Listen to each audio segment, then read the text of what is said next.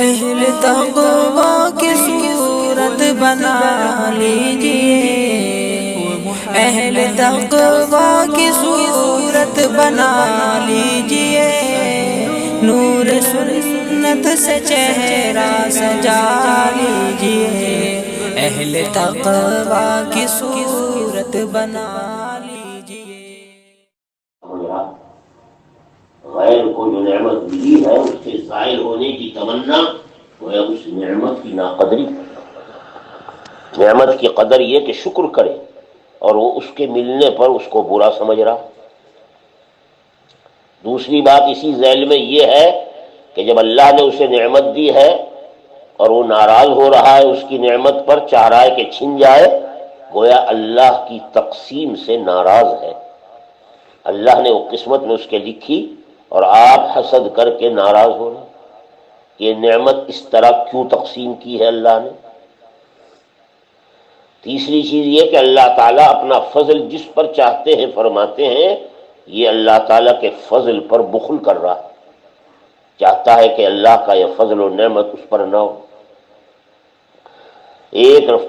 چوتھی بات یہ ہے کہ اللہ تعالیٰ کے ولی کی رسوائی اور اس کی نعمت کے چھن جانے کی تمنا کر رہا ہے۔ پانچویں بات یہ ہے کہ شیطان ملعون کی اعانت کر رہا ہے، کیونکہ حسد شیطان کی طرف سے ہوتا ہے۔ شیطان ابھارتا ہے، دل کے اندر خیالات ڈالتا اور آدمی سوچتا ہے کاش یہ نعمت اس سے چھن جائے، نعوذ باللہ۔ علماء نے لکھا ہے حسد کرنے والے کو کسی بھی مجلس میں چلا جائے سوائے ذلت اور مذمت کے کچھ ہاتھ نہیں آئے گا، کیونکہ حسد کرنے والے حاسد کو سب برا سمجھتے۔ اور نعوذ باللہ حدیث میں آتا ہے کہ حسد کرنے والے کو مرتے وقت نہایت شدت، سختی، روح نکلنے میں پیش آتی۔ استغفر اللہ۔ اور پھر یہی حسد میدان حشر میں عذاب کا ذریعہ، کیونکہ گناہ کبیرہ ہے، حسد گناہ کبیرہ۔ تو میدان حشر میں جہاں آدم علیہ السلام سے لے کر قیامت تک سارے انسان ایک جگہ موجود ہوں گے، وہاں حاسد کو عذاب بھی دیا جائے گا، رسوائی بھی کی جائے گی۔ تو محشر میں رسوائی، اور پھر دوزخ کی آگ، دوزخ کی سزا، وہاں کے ہولناک مناظر، نعوذ باللہ حسد کی وجہ سے اس کے مقدر میں۔ اس لیے حدیث میں فرمایا گیا کہ اے لوگو حسد سے بچو۔ ہاں، رشک کرنے کی اجازت ہے، دوسرے کی نعمت دیکھ کر اس کے زائل ہونے کی تمنا نہ کرو، ہاں یہ تمنا کرو کہ کاش یہ نعمت مجھے بھی مل جائے۔ نعمت کے ملنے کی تمنا اس کی اجازت دی گئی۔ اسے غبطہ کہتے ہیں عرب میں، غبطہ، ہمارے آج اس کو بولا جاتا ہے رشک۔ تو کسی نعمت پر رشک کرنا اس کی اجازت ہے، اور کسی نعمت پر حسد کرنا یہ گناہ کبیرہ ہے۔ اللہ تعالیٰ نے اپنے نبی کے ذریعے ایمان والوں کو کیسے کیسے اخلاق سکھائے اور کیسے کیسی رذیل عادتوں سے بچنے کی تعلیم اہتمام کے ساتھ۔ انہی رذائل اخلاق میں جیسے آپ نے سنا حسد، عناد، کینہ، غیبت، دیگر جتنے گناہ ماقبل میں آپ سن چکے، اسی ذیل میں تکبر بھی ہے۔ اللہ، دل میں تکبر یہ دل کا سب سے بڑا رذیلہ ہے۔ بعض علماء نے لکھا ہے کہ تکبر سے بڑھ کر آدمی میں کوئی مرض نہیں ہو سکتا، اس لیے اس کو ام الامراض کہا گیا۔ ام الامراض، تمام بیماریوں، مصیبتوں، بلاؤں، گناہوں اور جتنی چیزیں شریعت میں منع کی ہیں، تمام ممنوعات اور منہیات کی جڑ ہے تکبر، نعوذ باللہ۔ حضرت کعب احبار بہت بڑے عالم گزرے ہیں تورات و انجیل کے، فرماتے ہیں کہ قیامت کے دن متکبر لوگوں کو جب میدان حشر میں لایا جائے گا تو ان کی شکلیں اور صورتیں چیونٹی کے جسم کے برابر ہوں گی۔ اللہ، شکلیں انسانوں ہی جیسی ہوں گی لیکن چونٹیوں کے برابر، یعنی ذلت اور خواری۔ چاروں طرف سے ذلت ان کا احاطہ کی ہو، دوزخ کی آگ میں ڈال دیا جائے گا حساب سے پہلے، نعوذ باللہ۔ حساب تو بعد میں ہوگا، حساب کے بعد آدمی جنت جائے گا یا جہنم، لیکن متکبرین کے لیے حکم ہوگا کہ انہیں سیدھے جہنم میں ڈال دیا جائے، کیونکہ حدیث میں فرمایا گیا ہے جس کے دل میں رائی کے دانے کے برابر تکبر ہوگا وہ کبھی جنت میں داخل نہیں ہوگا، اور انہیں دوزخ کے اندر دوزخیوں، کفار اور مشرکین کا خون اور پیپ پلائی جائے گی۔ حضرت حسین ابن علی، امام حسین فرماتے ہیں کہ وہ میں چند مسکینوں کے پاس سے گزرا، چادر بچھائے ہوئے تھے اور کچھ کھا رہے تھے، روٹی کے چند ٹکڑے سامنے رکھے ان مساکین کے، انہوں نے دیکھ کر حضرت کو شرکت کی دعوت دی۔ حضرت سواری پر سوار تھے، حضرت حسین ابن علی، آپ فوراً ان کی دعوت پر ان غریبوں کی، مسکینوں کی اپنی سواری سے اتر گئے اور آ کر ان کے پاس چادر کے قریب بیٹھ گئے اور فرمایا اللہ تعالیٰ تکبر کرنے والوں کو پسند نہیں کرتے، اور کھانے میں شریک ہو گئے۔ پھر فرمایا دیکھو میں نے تمہاری دعوت قبول کی ہے، اب سنو تمہیں میری دعوت قبول کرنی پڑے گی، اور ان سب مساکین کو، غربا کو گھر لے کر آئے اور فرمایا اپنی باندی سے جو کچھ موجود ہے ان حضرات کے سامنے لا کر رکھو۔ یہ حضرات تھے جن کے قریب تکبر کبھی آیا بھی نہیں، تکبر سے بچنے والے۔ تکبر کس کو کہتے ہیں؟ ہمارے آقا صلی اللہ علیہ وسلم سے پوچھا گیا حضرت تکبر کس چیز کا نام ہے؟ آدمی کے کپڑے اچھے ہوں، اس کا جوتا اچھا ہو، اس کا لباس اچھا ہو اور خوبصورت چیزیں وہ پہنے، کیا یہ تکبر ہے؟ فرمایا نہیں، یہ تکبر نہیں ہے۔ اللہ تعالیٰ کو خوبصورتی پسند ہے، خوبصورت لباس، خوبصورت جوتا، خوبصورت حیض، خوبصورت کیفیت آدمی کی اللہ کو پسند ہے۔ تکبر نام ہے لوگوں کو اپنے سے حقیر سمجھنے کا، اپنے کو بڑا سمجھے اور لوگوں کو حقیر سمجھے، اور کوئی حق بات بتائے تو اس کا انکار کر دے۔ حق کا حق ہونے کے باوجود انکار کرنا یہ تکبر سے ہوتا ہے۔ جس شخص میں تکبر نہیں ہے حق بات کو فوراً تسلیم کرے گا اور حق بات کو حق سمجھے گا۔ جس آدمی نے حق کا انکار، بطر الحق وغمت الناس، یہ حضرت نے تکبر کی تعریف فرمائی۔ حق کا انکار، حق کو حق سمجھ کر نعوذ باللہ اس سے آدمی بچے، معلوم ہوتا ہے اپنے کو حق سے بھی بڑا سمجھ رہا ہے۔ حضرت نے ارشاد فرمایا دیکھو یاد رکھو 3 قسم کے آدمی ہیں، اللہ تعالیٰ قیامت کے دن ان کی طرف نظر رحمت نہیں فرمائیں گے، نعوذ باللہ۔ اور اللہ کی نظر رحمت قیامت میں جس پر نہیں ہوگی اس کا کیا حال ہوگا، اس کا کیا حشر ہوگا۔ انہیں دردناک عذاب ہوگا، دردناک عذاب۔ 3 آدمی، ایک بوڑھا اور پھر زنا کرے، بوڑھا زانی، ایک بادشاہ اور پھر جھوٹ بولے، اور ایک غریب اور متکبر۔ دونوں باتیں ضد کی جمع ہوئی۔ بوڑھا آدمی بوڑھے ہو کر زنا کرے، زنا جوانوں سے صادر ہو جوانی کی وجہ سے تو لوگ سمجھتے ہیں کہ یہ قرین قیاس، مگر بوڑھا آدمی پھر زنا کر رہا۔ جھوٹ بولنا آدمی اپنے کو بچانے کے لیے کرتا ہے، بادشاہ جھوٹ بولے، بادشاہ کو کس سے بچنے کی ضرورت ہے؟ بادشاہ ہو کر جھوٹا ہونا یہ بہت بڑا عیب ہے۔ جیسے غریب آدمی اور تکبر کرے، کیونکہ تکبر عامتاً مال و دولت سے ہوتا ہے، اس کی جیب خالی ہے اور پھر تکبر کر رہا ہے۔ اس لیے فرمایا ایسے لوگوں سے یہ باتیں چونکہ قرین قیاس عقل کے اعتبار سے بھی نہیں ہے، اس لیے اللہ تعالیٰ قیامت کے دن ان کی طرف نگاہ کرم نہیں فرمائے۔ جناب نبی پاک صلی اللہ علیہ وسلم ایک دفعہ بیٹھے ہوئے مجلس میں ارشاد فرمایا کہ اللہ تعالیٰ نے مجھے گناہ کرنے والوں کے گناہوں کی سزا دکھائی ہے۔ اپنے عجائبات قدرت اللہ اپنے نبیوں کو دکھاتے ہیں۔ چنانچہ مجھے ایک موقع پر 3 آدمی دکھائے گئے، یہ وہ لوگ ہیں جو شروع میں جنت میں چلے جائیں گے، شروع ہی میں ان کے لیے فیصلہ ہوگا کہ انہیں جنت میں داخل کریں۔ اور 3 آدمی ایسے دکھائے گئے ہیں جن کے لیے شروع ہی میں میدان حشر میں فیصلہ ہو جائے گا کہ اس دوزخ میں سب سے پہلے جائیں گے، نعوذ باللہ۔ پہلے جانے والے جنت میں ایک تو شہید جو اللہ کے راستے میں اپنی جان کا نذرانہ پیش کر رہا ہو، اللہ کے کلمے کو بلند کرنے، اللہ کے دین کو بلند کرنے اور دین کی خدمت میں اپنی جان دے رہا ہو، یہ شہید ہے۔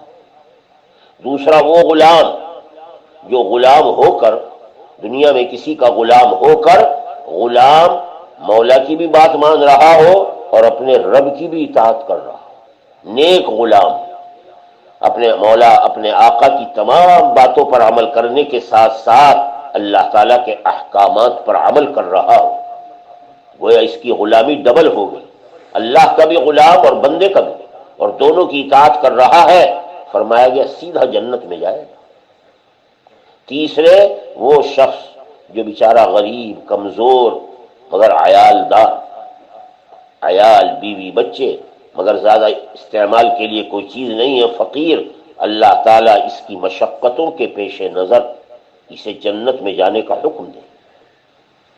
اور دوزخ میں جانے والے 3 آدمی جن کو سب سے پہلے حکم ہوگا کہ انہیں جہنم میں لے جاؤ۔ ایک وہ حاکم اور بادشاہ جو زبردستی لوگوں پر مسلط ہو اور لوگوں کے ساتھ ظلم اور زیادتی کرتا۔ دوسرا وہ مالدار جو مالدار ہونے کے باوجود زکوٰۃ نہ دیتا۔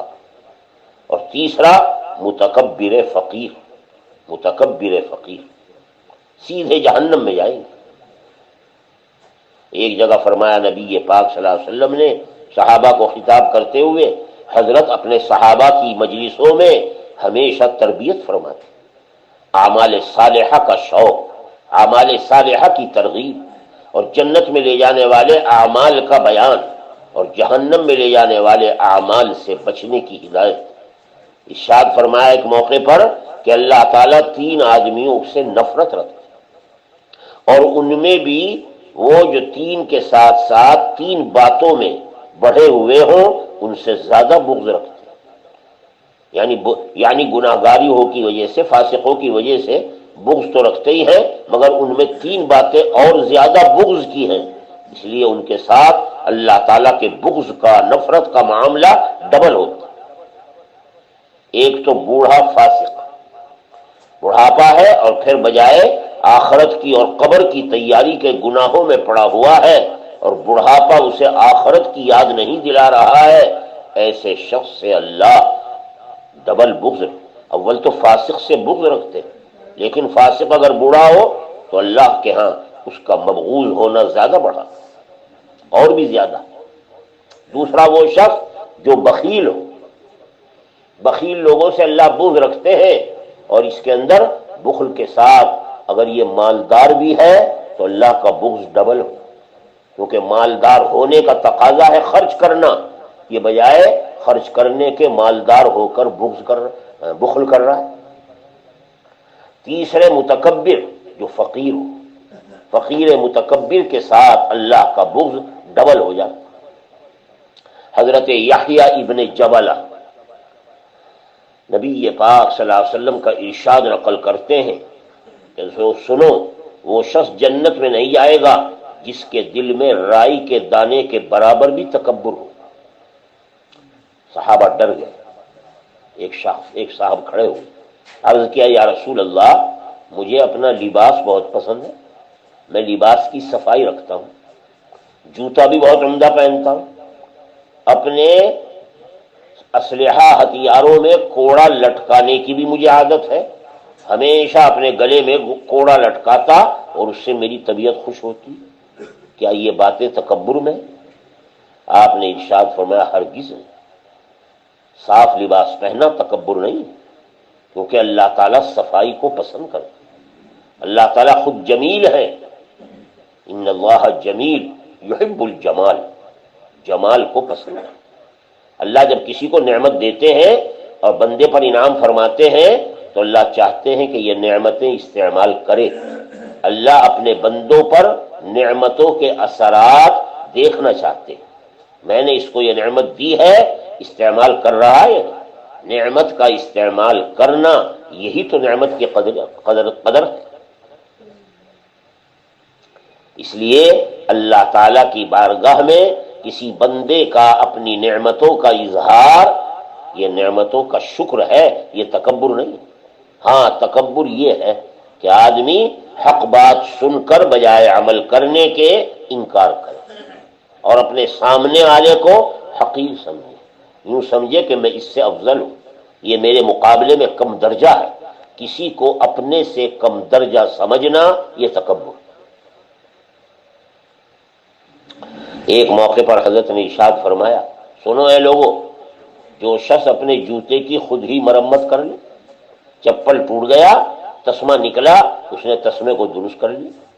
اپنے کپڑے میں کہیں جگہ پھٹن آ گئی تو پیوند لگا لیا. اللہ تعالی کو ایسا شخص بہت پسند ہے. اسی طرح کسی آدمی کا چہرہ گرد آلود ہو گیا، اس نے وضو کر لی، اپنا چہرہ دھو لیا، اللہ تعالیٰ کو اس کا یہ طہارت اختیار کرنا پسند ہے. اسی طرح فرمایا جو آدمی موٹا جھوٹا کپڑا پہن لے، مرمت کردہ جوتا استعمال کر لے، معمولی سی سواری گھوڑے کے بجائے گدھے پر سوار ہو جائے، اپنی بکری کا خود دودھ نکال لے، گھر میں اپنے بیوی بچوں کے ساتھ عام طور پر بیٹھ کر کھانا کھا لے، اللہ تعالیٰ کو یہ لوگ بڑے پسند ہیں. اور اللہ ایسے لوگوں سے، کیونکہ یہ اعمال تواضع کی دلیل ہے، اس لیے آدمی کو چاہیے کہ ان اعمال کو اختیار کرے. تکبر سے بچنے کا یہ ذریعہ ہے. یہ اعمال ایسے ہیں کہ اس کے ذریعے اللہ تکبر کا نام و نشان مٹا دیتے ہیں. اس لیے لوگوں ان چیزوں کو اختیار کیا کرو جس سے تکبر کا نام و نشان ختم ہو. حضرت موسیٰ علیہ السلام کے بارے میں آتا ہے کہ ایک مرتبہ وحی ہوئی، اللہ تعالیٰ سے ہم کلامی، وحی کے دوران ہم کلامی کے دوران عرض کیا کہ یا اللہ، تمام مخلوقات میں آپ کو سب سے زیادہ کس سے نفرت؟ ارشاد فرمایا اللہ تعالیٰ نے، اے موسیٰ، جس کے دل میں تکبر ہو، جس کی زبان میں سختی ہو، بجائے نرم گفتگو کے سخت زبانی، بد کلامی، بد زبانی کرتا ہو، اور ہاتھ سے بخیل ہو، یہ لوگ مجھے سب سے زیادہ قابل نفرت. یہ اعمال اس لیے بتائے جاتے ہیں تاکہ لوگ ان چیزوں سے بچیں. زبان کی احتیاط، زبان کی نرمی، آدمی کا لوگوں کے سامنے نرم کلامی کرنا اللہ کو بہت پسند ہے. حضرت عبداللہ ابن زبیر فرماتے ہیں کہ تواضع اختیار کیا کرو، تواضع کے ذریعے اللہ دنیا میں بھی اور آخرت میں شرافت عطا فرما. یہ شرافت کا سبب ہے. فرماتے ہیں کہ محلب ابن ابی صفرہ ایک شخص حجاج کے زمانے میں ان کے لشکر کا ذمہ دار تھا. محلب ابن ابی صفرہ، حجاج خلفاء بنو امیہ میں ایک ظالم بادشاہ گزرا. یہ شخص محلب ابن ابی صفرہ ایک موقع پر ایک بزرگ کے پاس گیا، رئیس لشکر. جن کے پاس گیا ان کا نام تھا مطرف ابن عبداللہ. مطرف ابن ایک مشہور تابعی. وہاں جب پہنچا تو بہت اکڑتا ہوا گزرا. مطرف ابن عبداللہ کے پاس بہت اکڑ دھکڑ سے پہنچا. حضرت فرمانے لگے، اے اللہ کے بندے، کس طرح چل رہا ہے؟ تیری اس چال کو نہ اللہ تعالیٰ پسند کرتے ہیں نہ رسول پاک صلی اللہ علیہ وسلم پسند. متکبرانہ چال اس سے منع کیا گیا. ہمارے آقا صلی اللہ علیہ وسلم کی چال ہمیشہ متواضعانہ ہوتی ہے، تواضع اختیار فرماتے. جب حضرت نے اسے نصیحت کی، تیری چال کیسی متکبرانہ ہے، تو یہ محلب ابن ابی صفرہ بولا، تم نے مجھے پہچانا نہیں ہے میں کون ہوں؟ آپ نہیں جانتے؟ کہنے لگے کیوں نہیں، ضرور پہچانا. میں تجھے نہیں پہچانوں گا تو کس کو پہچانوں؟ میں نے تجھے پہچانا. سن، تو پیدا ہوا ہے ایک حقیر ناپاک منی کے نطفے سے، اور انتہا قبر میں جب جائے گا تو ایک بدبودار مردار کی شکل میں ہوگی۔ یہ تیری ابتدا اور انتہا ہے، اور درمیان جتنا ہے پیٹ میں پاخانہ اور پیشاب بھرا ہوا ہے۔ تیری گندگی اور غلاظت جس کا تو بوجھ اٹھائے پھر رہا ہے، اس سے زیادہ تیرا تعارف کیا ہوگا؟ بس فوراً وہاں سے واپس ہو گیا۔ اس میں ان بزرگ نے انسان کو تکبر سے بچانے کے لیے کیسی عجیب ترکیب بیان فرمائی۔ آدمی کو احساس رکھنا چاہیے کہ اللہ نے مجھے کہے سے پیدا کیا اور میری انتہا مٹی، قبر میں جا کر مٹی ہو جانا ہے۔ مٹی میں مٹی مل گئی، انجام دنیا دیکھ لے، انجام دنیا دیکھ لے۔ اور دن بھر، زندگی بھر آدمی کے پیٹ میں غلاظت، گندگی، پیشاب، پاخانہ ہر وقت بھرا رہتا ہے، پھر بھی کیا موقع ہے کہ تکبر کرے اور اپنے کو بڑا سمجھے؟ یاد رکھیے، ایمان لانے والے کے لیے تکبر اور بڑائی کی اگر کوئی چیز ہے تو اپنے رب کے ساتھ تعلق ہے، اللہ کے ساتھ۔ جس شخص کو اللہ تعالیٰ کا تعلق حاصل ہو جائے، بے شک یہ سب لوگوں میں بڑا۔ ان اکرمکم عند اللہ اتقاکم، قرآن کا اعلان ہے۔ اللہ تعالیٰ کے ہاں سب سے زیادہ قابل فخر کون شخص ہے؟ جو اللہ سے ڈرنے والا ہو، اسی کی عزت ہے دنیا اور آخرت۔ حضرت عبداللہ ابن عمر فرماتے ہیں، حضور پاک صلی اللہ علیہ وسلم سے نقل کرتے ہوئے، اے لوگوں، جب تم تواضع والوں کو دیکھو تو ان کے ساتھ تواضع اختیار کیا کرو۔ ہاں، جب متکبروں کو دیکھو تو انہیں بھی اپنا تکبر دکھاؤ، یعنی ان کے تکبر کو پسند مت کرو، ان کو تکبر دکھا کر ان کی حوصلہ شکنی کرو، متکبرین کی توہین کرو جتنا ہو سکے، تاکہ وہ سمجھے کہ یہ تکبر کیسی قابل توہین اور قابل تذلیل چیز ہے۔ ایسا اگر کرو گے، عام لوگوں کے ساتھ تواضع اور متکبروں کے ساتھ تکبرانہ عمل، کنارہ کشی، ان کی حوصلہ شکنی، ان کی توہین، ان کی تذلیل، یاد رکھو اس عمل پر تمہیں صدقے کا اجر ملے گا، صدقے کا ثواب۔ حضرت نبی پاک صلی اللہ علیہ وسلم کا ارشاد گرامی ہے، جو شخص اللہ تعالیٰ کی خوشنودگی اور رضا حاصل کرنے کے لیے تواضع کرتا، اپنے کو چھوٹا سمجھتا، حقیر سمجھتا ہے، یاد رکھو اللہ اسے ہمیشہ بلند کر کے رہتے۔ من تواضع للہ رفعہ اللہ، حدیث میں فرمایا گیا۔ جو آدمی اللہ کے سامنے اپنے کو بندہ بنا کر رکھے، غلام، جیسے ایک شخص سے پوچھا گیا کہ کیا کھاؤ گے؟ غلام تھا گھر میں، کہ جو آقا کھلائے۔ کہاں رہو گے؟ یہاں آقا رکھے۔ کیا پہنو گے؟ جو آقا پہنا۔ کہنے لگا تیری بھی کوئی مرضی ہے نہیں کھانے میں، پہننے میں، پینے میں؟ کہنے لگا اگر میری مرضی ہوتی تو میں غلام کیوں بنتا، میں آقا بن جاتا۔ میرا غلام ہونے کے معنی یہ ہے کہ میرا کھانا بھی غلام، میرا رہنا بھی غلام، میرا اٹھنا بیٹھنا بھی غلام، میں ہر وقت غلامی کے تصور میں رہتا ہوں۔ یہ ہے بندگی۔ اللہ ایسے بندے کو سر بلند فرماتے، سر بلند فرماتے۔ اللہ، علماء نے اس کی علامات بھی لکھی۔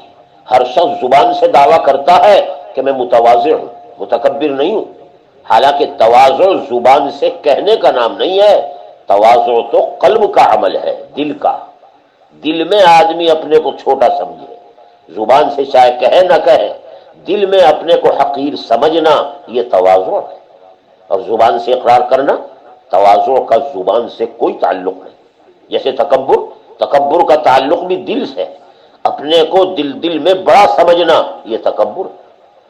اسی لیے حضرت عمر رضی اللہ تعالی عنہ نے ایک موقع پر لوگوں سے فرمایا، اے لوگوں، تواضع کا دعویٰ کرتے ہو، سنو، متواضع کی علامت یہ ہے کہ جو مسلمان بھائی اسے سامنے سے ملے، اسے سلام میں ابتدا کرے، اسے سلام کرے، اس انتظار میں نہ رہے کہ یہ مجھے سلام کرے گا۔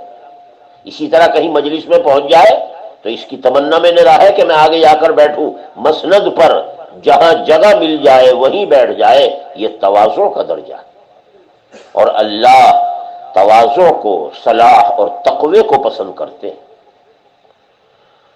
اللہ، حضرت امام فقی ابو اللیث سمرقندی فرماتے ہیں کہ دیکھو، سنو، تکبر کافروں کی اور فرعونوں کی علامت۔ فرعون قسم کے لوگوں کا شیوا ہے کہ وہ تکبر، اپنے کو بڑا سمجھتے ہیں، یاد رکھو تواضع یہ نبیوں کی شایان شان، حضرات انبیاء کے کریمانہ اخلاق میں داخل ہے تواضع، صلحاء اور عابدین ان کی عادت میں داخل ہے کہ وہ ہمیشہ اپنے کو چھوٹا سمجھیں۔ قرآن کریم میں بہت سی جگہ ان باتوں کی طرف اشارہ کیا گیا۔ کافروں کے بارے میں کہا گیا اذا قیل لهم لا الہ الا اللہ یستکبرون، ان کو ایمان لانے کے لیے جب کہا جائے اللہ کے معبود برحق ماننے کو تو یہ تکبر، اس حق بات کا انکار کرتے ہیں۔ لا الہ الا اللہ کا انکار کرنے والے سے زیادہ کون متکبر ہوگا؟ یہ تکبر کافروں کے علامت۔ قارون، فرعون، حامان، بڑے بڑے صنادید کفار گزرے ہیں، بڑے بڑے جو دعویٰ کرتے تھے انا ربکم الاعلی، قرآن نے ان کے بارے میں تکبر کی علامت بتائی۔ وقارون وفرعون وحامان وَلَقَدْ جَاءَهُم مُوسَىٰ بِالْبَيِّنَاتِ فَاسْتَكْبَرُوا فِي الْأَرْضِ، حضرت موسیٰ علیہ السلام معجزات لے کر اپنے زمانے کے ان کافروں متکبرین کے پاس جب پہنچے، قارون تھا، فرعون تھا، حامان فرعون کا وزیر تھا، بڑے بڑے دلائل لے کر پہنچے ہیں، تو ان لوگوں نے سرکشی اختیار کی۔ وما کانوا سابقین، تکبر کر کے، سرکشی کر کے موسیٰ سے آگے نکلنے والوں میں نہیں بلکہ سمندر میں ڈوبنے والوں میں تھے۔ اللہ، وما کانوا سابقین، تکبر سے آگے بڑھ جائے اللہ نے ان کے تکبر سے ان کو پانی میں ذلیل فرما دیا۔ اسی طرح فرمایا گیا ان الذین یستکبرون عن عبادتی سیدخلون جہنم داخرین، جو لوگ میری عبادت سے تکبر کریں، عبادت کو اپنی شان کے خلاف سمجھیں، میں انہیں جہنم میں داخل کر کے رہوں گا۔ سیدخلون جہنم داخل، قرآن کریم میں ایک دو جگہ نہیں، دسیوں آیات میں تکبر کی مذمت اور اس کا نہایتی ہولناک مرض ہونا بیان کیا ہے۔ فرمایا گیا انہ لا یحب المستکبرین، اللہ کبھی بھی تکبر کرنے والوں کو پسند نہیں کرتا۔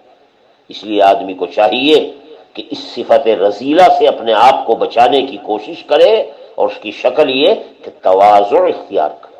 قرآن نے اس کا بالمقابل تواضع، ہم لوگ بہت سے اعمال جو دنیا میں ایسے ہیں جن کو سب لوگ گناہ سمجھتے ہیں، ان سے بچنے کی کوشش کرتے ہیں۔ خدا نخواستہ زنا، چوری، بدکاری، شراب خوری، عام اہل ایمان بھی ان اعمال کو کرتے ہوئے شرماتے ہیں، لیکن دل میں تکبر بھرا پڑا ہے اور اس سے شرم نہیں آتی، تواضع اپنے پاس نہیں ہے اور اس کے حاصل کرنے کی کوشش نہیں۔ حالانکہ ظاہر سے زیادہ یہ اندرون کے اعمال ہیں کہ جن کے اختیار کرنے اور جن سے بچنے کا حکم دیا۔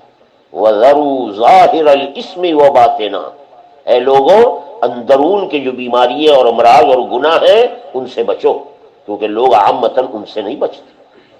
تکبر چھوڑیں اور تواضع اختیار کریں، قرآن کریم میں اس کی خوب ترغیب دی گئی، اور یہ باتیں بزرگوں کی صحبت میں بیٹھ کر احادیث شریفہ اور قرآن پاک کی آیات میں غور کرنے کے بعد یہ صفات پیدا ہوتی۔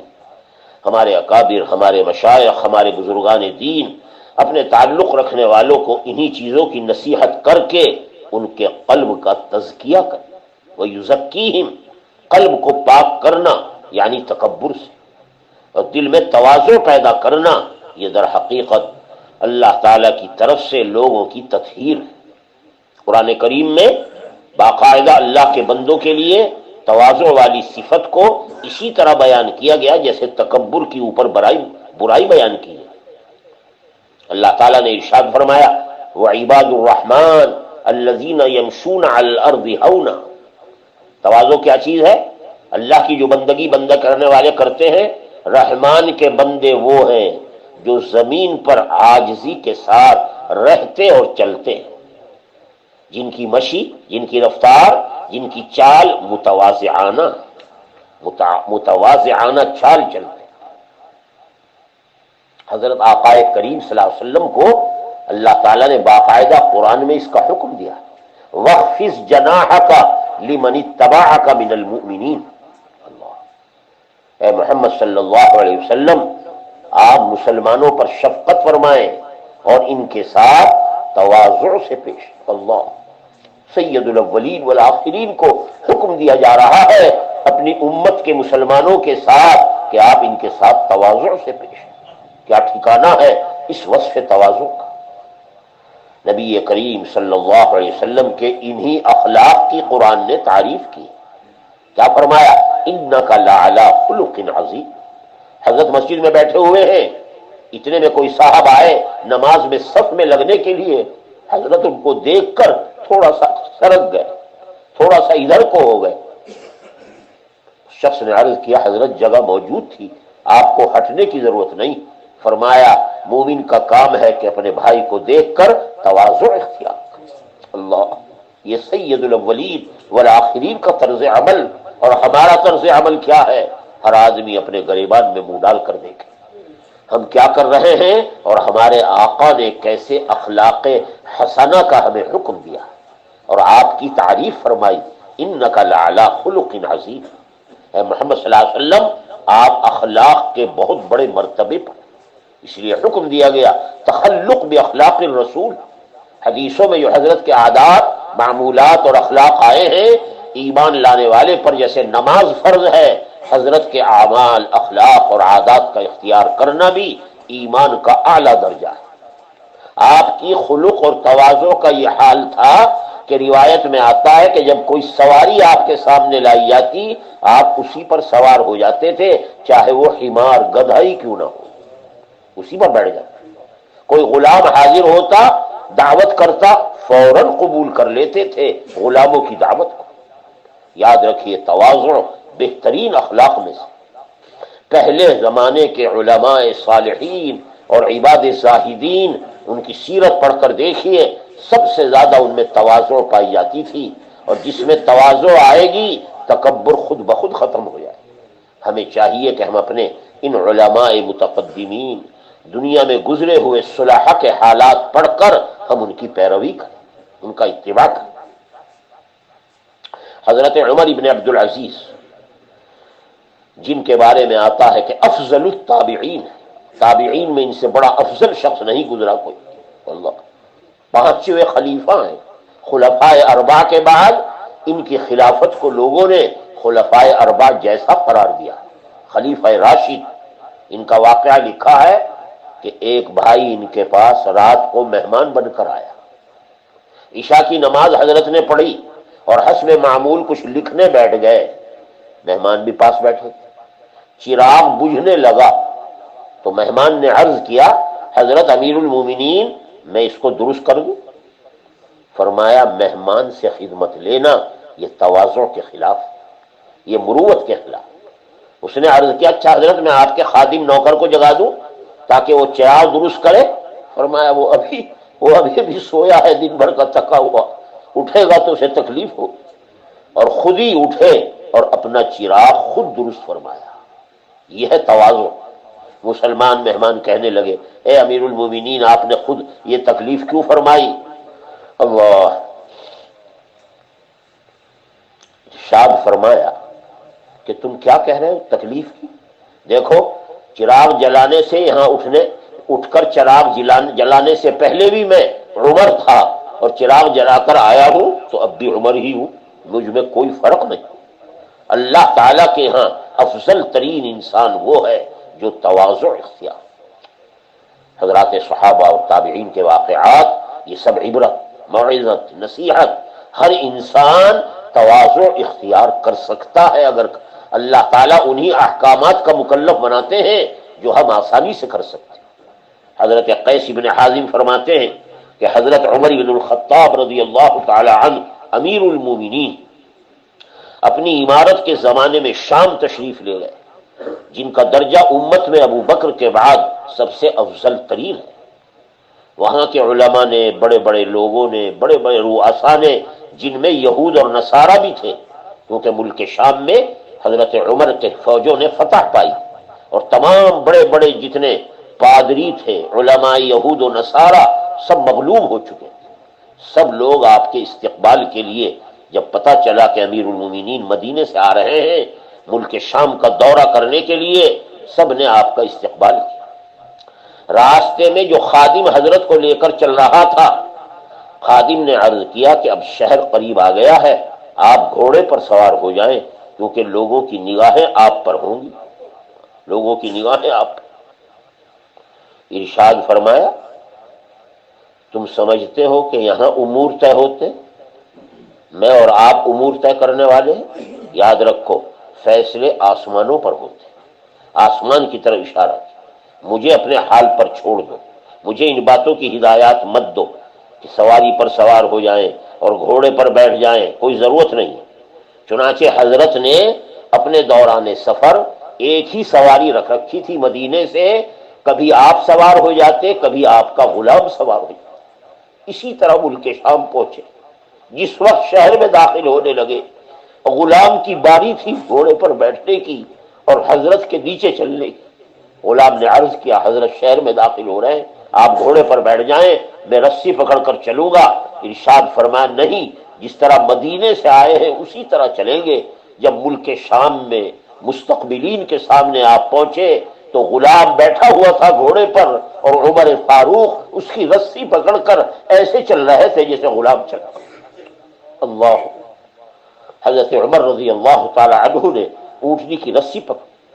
اتنا یہی روایت میں نہیں، ایک روایت میں آتا ہے چلتے چلتے راستے میں پانی آ گیا، حضرت اسی طرح پانی میں گھس گئے اور اپنے جوتے نکال کر بائیں بغل میں دبا لیے۔ اللہ، اس وقت ملک شام کے گورنر ابو عبیدہ ابن الجراح، حضرت کے ایک صحابی ہیں بڑے جلیل القدر، وہ گورنر تھے۔ گورنر ہونے کی حیثیت سے آگے بڑھے استقبال کے لیے اور عرض کرنے لگے اے امیر المومنین، ملک شام کے بڑے بڑے لوگ آگے آپ کے استقبال کے لیے کھڑے ہوئے ہیں، یہ مناسب نہیں ہے کہ آپ کو اس حال میں دیکھیں کہ جوتے بغل میں ہیں، پیروں پر پانی پڑا ہوا ہے اور آپ غلام اور نوکر کا گھوڑا پکڑ کر لے کر جا رہے ہیں، مناسب نہیں۔ فرمایا اے ابو عبیدہ، ایسی بات کہتا تو یہ معلوم نہیں اللہ نے ہمیں اسلام کے ذریعے عزت دی ہے، اسلام کے ذریعے شرف بخشا ہے، ہم اس کے علاوہ اگر عزت کہیں اور تلاش کریں گے تو اللہ ہمیں رسوا کر کے چھوڑ دے۔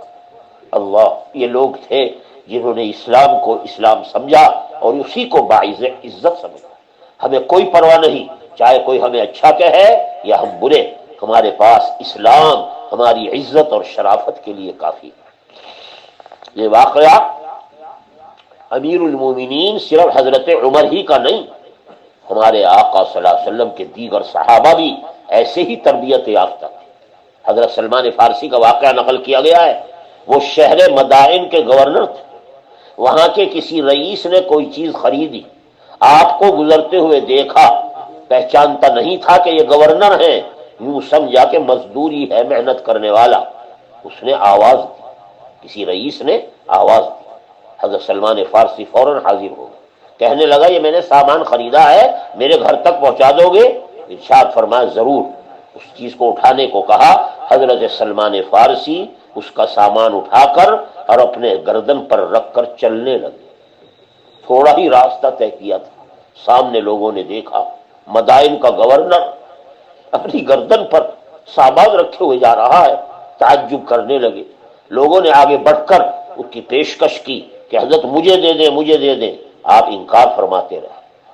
یہ شخص یہ حال دیکھ کر گھبرا گئے کہ یہ کون ہے جسے میں نے مزدور سمجھا، دل میں اپنے کو بہت برا کہنے لگا، معذرت کرنے لگا، حضرت کے آگے آ کر پیروں میں پڑ گیا، کہنے لگا حضرت میں نے آپ کو نہیں پہچانا۔ آپ فرمایا تیرے گھر تک سامان پہنچا کر میں واپس جاؤں گا، اور گھر پہنچ کر اس کا سامان پہنچا۔ اس شخص نے آئندہ اس طرح کسی سے کام لینے کے لیے توبہ کی اور کہا اے اللہ میں آئندہ کبھی کسی سے اس طرح کام نہیں لوں۔